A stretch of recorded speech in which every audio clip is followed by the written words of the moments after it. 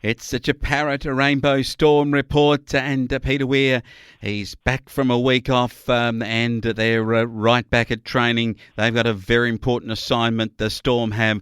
Weir's with us now. Hey, Peter, how are you? Yeah, good, Wayne. It's good to be back on home soil. I'm just creeping around the farm now, checking up on a few crops. But yeah, it's great to have another week off in the middle of winter and get over to Perth to a bit of sunshine while there's been some cold days here back in Victoria. Did you have a bit of a suntan out of all of that Rottnest Island stuff that you were up to? Well, I wouldn't go that far, Flo, man, but yeah, definitely had a good time. Great stuff. All right, let's have a look at the club, and I wanted to go through the premiership tables for the league, senior football, and Rupp 9-1, Harra-Balmoral 9-1, the Keys 9-1. That says the story with over half of the season gone. Those three look pretty safe to play finals footy, and they're going to fight for the top two places. Yeah, now everyone's pretty much played each other once. The ladder's really taken form, and yeah, top of the table, Rapanyup and Harrow and Kalkee have all been tested in games, have all won close games, have all won away from home, and you need to do all those things to get right up the pointy end of the ladder. And those three teams have had a great start to the season, and now we have a run of 6 games on the way home after a couple of weeks off within the last month. But yeah, so this last 6 games will test all teams, but those boys have done a great job to give themselves some space at the top of the ladder. They have 7 and 3 is Chaparrot Rainbow. You meet Narrajua Quantong are 6 and 4. Your percentages far outweighing theirs. Edenhope Apsley are 5 and 4 and a draw. Swifts 5-4 and a draw. Those two could fight for 6th, albeit both could still make it and displace Narrajua Quantong or Chaparrot Rainbow if you don't keep winning. Yeah, it's going to be an exciting part of this last bit of the season because I'd put all those 4 teams in the same category, Flo, man, as you just touched on, and any one of those 3 could make the final 6. So yeah, look for some exciting games to find the last few positions on that top 6. All right, the reserve grade has Narrajua Quantong 9-1. You get them this week. Swifts 8 and 2, Harra-Balmoral 8 and 2, Rapanyup 8 and 2. The Keys are 6 and 4, Pimpanayo are 6 and 4, then a gap to Caniva 4 and 6, and Chaparrot Rainbow 4 and 6. Number one question: can the Storm home in the second half and find finals footy in the reserves? Oh, I think they'll have their opportunities in games. They've been quite inconsistent this year, and that's not all their own fault. But yeah, I think up against the top teams, they'll struggle a little bit. You look at a team like Narrajua Quantong, as we'll touch on when we play them this week, but they're just so good at having those players once they finish their senior careers drop down and be quite happy to finish their time in the reserves. And a bloke like Shane Oakley is a good example of that. And I think you'll find Rapanyup being really strong in the seniors this year, have that extra depth. And Harrow's a bit like the Narrajua Quantong team. They're happy for their older blokes to finish their careers in the 2s, and the blokes doing it are happy to help out the club. Yeah, certainly are. The 17s, not old blokes here. There are a lot of young kids coming through. Some will go on to higher level football elsewhere, but Pimpanayo have got 10 and zip. They are a real machinery factory down there, but they don't seem to translate to senior football competitiveness.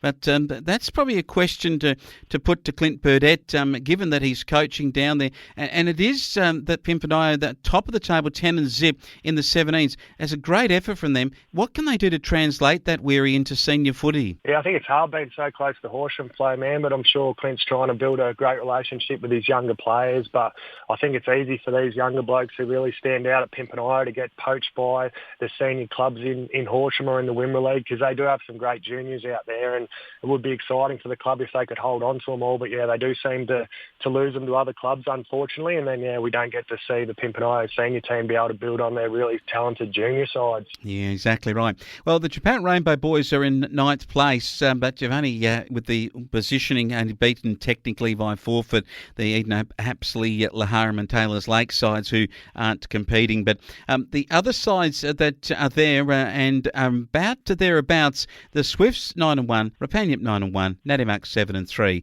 Narrajua 6 and 4, the Keys 5 and 5 make up the 6, and then after that, Caniva, Harra-Balmoral and you blokes. So you just get get a feeling that the top six might be just a fraction better than the rest of the sides in that competition? Yeah, it does seem to be that way in the juniors, although it's very similar in the seniors this year. But yeah, once the strong junior sides start to make a headway, they always take a little bit of catching, and there always is a bit of a gap between the top and bottom sides in the under-17s. Yeah, right. Let's look at the 14s. The Horsham top 10 and zip. Again, a little bit like the Pimpernel and the 17s there. And then Weir, the big surprise here, 9-1. Their kids are flying at the moment.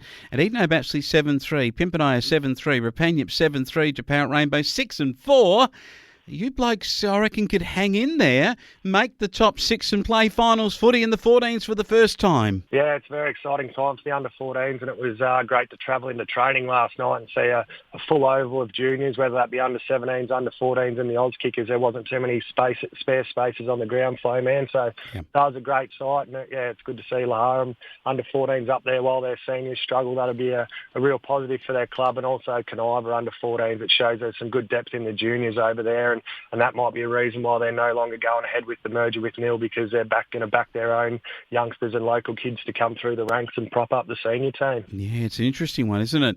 And also there's a little bit of whispers all around the place of whether Canaiva would go back to South Australia. But it is a very interesting one for them, with kids coming through at this Horsham District level, in second place in the 14s for the Cougars and sixth place for the Japan Rainbow Storm. Okay, let's have a look at what's happening at the ground. It's a big night as you get a home game against Narrabri Quantong. Ladies' night, a bit of a sipping and painting night, I believe, Weary. I don't think you'll be sneaking in there, will you? No, I think I'll be there to serve the drinks. It's a chance for the footballers and the male supporters around the club to repay all what the ladies do for the club and give them a bit of a night out. And yeah, it'll be a paint and sip, and it starts at 6 o'clock, flow, man. So it's open to everyone, not just the football people or football members. It's a good chance for people from around the community to come and join in and have a relaxed evening. It should be good fun, flow, man. And there's also a great raffle prize that's been donated by the Livingston family, which is 2 nights down at Torquay. So I reckon that'd be worth a $5 raffle ticket on the night, flow. Very nicely said. All right, a big situation with Jay Kerwood. He's not going to play this weekend. Had a concussion from a clash, a friendly fire. I mean, what was Wildy thinking? Yeah, unfortunately, he got our best player knocked out against Harrow, and it wasn't under my instruction to do that, flow, man, with the goal-kicking tally, as you like to harp on. But, yeah, unfortunately, Jay will miss this week. It was quite a nasty knock, and he's a tough operator, so he just got a little bit of delayed concussion, and he's been recommended to have this weekend off. So, yeah, hopefully he rests up and he's right for the next game. All right. What about the girls? I know that they've got Narrabri Quantong, and if they could win this game, they'd go a long way to playing finals netball, wouldn't it? Yeah, it's a big test. A game like our senior football last week, they had a big test against Harrow and probably didn't quite get to the mark. And a game this week against Narrabri Quantong, which is a team that's just a few spots ahead of them on the ladder. They'll really get challenged on the home court, so it'll be interesting to see how the girls respond, as it will be to see how the senior footballers respond. Yeah, it certainly will. Talking senior footballers, let's have a look at it. The matches between the other clubs, Taylor's Lake and the Keys. The Keys should win it and win it well at the Dock Lake. Yeah, I think there's too much depth through the midfield for Kalkee. Will overcome a Taylor's Lake team. Will have their moments in the game, but yeah, look for Tom Clugson to have a big game on Jaden Cooney. They're similar players, and that should be one good match-up to watch. But yeah, I think Kalkee will be too good. And what about Pimpernel? They come at home against the Swifts. Junior grades will be really interesting, but I think maybe the senior grade will go the way of the Swift boys. Yeah, I think with that draw we spoke about, it's going to be so important for the Stall to be ruthless in the second half of the year and just make sure their percentage stays high. So in other terms, I'd say Pimpernel would be a chance in this game, but it's just too much for Stall to lose, to drop it, or even have a close game against Pimpernel. All right, Harrow should beat Horsham over at Cameron Oval comfortably. Yeah, too powerful. We saw them at their best the previous week, and we know the Horsham boys won't give up on it, but yeah, Harrow will be way too good. And Nadimak play Canaiva Weir. This one at Nadimak, I tell you what, this could be really interesting. I think the Cougars are starting to show a little bit of depth in their club, but you reckon Natimuck at home have got to win a game like this for their supporters? Yeah, very hard to tip either team because they have probably both been a little bit disappointing and both very inconsistent sides. So it's very hard to tip Flowman, but you'd have to go with possibly Natimuck at home. But yeah, as I just touched on, don't be surprised if the Cougars find another win after their last round victory against Weir. Yeah, what a good one it was too for them. The Rupp Panthers go over to Eden Hope, a long road trip. I reckon that this is a danger game for Rupp. Yeah, definitely. We'll find out just how good Rapanyup are. Good sides that go there and possibly not win, but if they're going to be a really premiership contender, they've got to win these types of games on the road. Eden Hope will give them more than a good challenge, Flowman, so I think we'll find out a lot about the Rapanyup team, whether they come home winners or losers on the weekend, and I'm with you, and I reckon Eden Hope can get them in an upset. I got a reckoning, just a feeling about it. It's a hard road trip, that one.